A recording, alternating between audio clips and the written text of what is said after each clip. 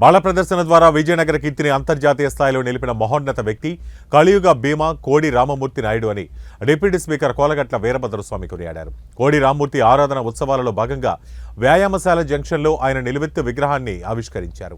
ఈ సందర్భంగా ఏర్పాటు చేసిన ఆరాధన ఉత్సవాల సమావేశంలో జ్యోతి ప్రజ్వలన చేసిన అనంతరం కోడి రామమూర్తి విశిష్టతలను కోలగట్ల వివరించారు.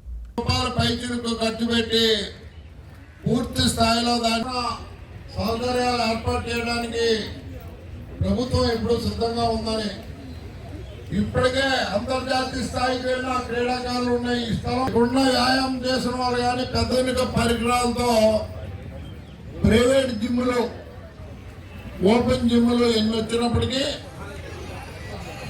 అతి పురాతన వ్యాయామశాల ఇదే ప్రదేశంలో ఛాతీ మీద ఎక్కించుకొని రికార్డును నెలకొల్పిన వ్యక్తి. 2 కార్లు ఆపోజిట్ డైరెక్షన్ లో నడుస్తుంటే 2 కార్లకి చేతులకి తాళ్లు కట్టుకొని కార్లని కదపకుండా చేసిన ప్రక్రియ కూడా మా కళ్ళతో చూసాం. ఏనుగుని ఛాతీ మీద ఎక్కించుకున్న కార్యక్రమం కూడా మా కళ్ళతో చూసాం.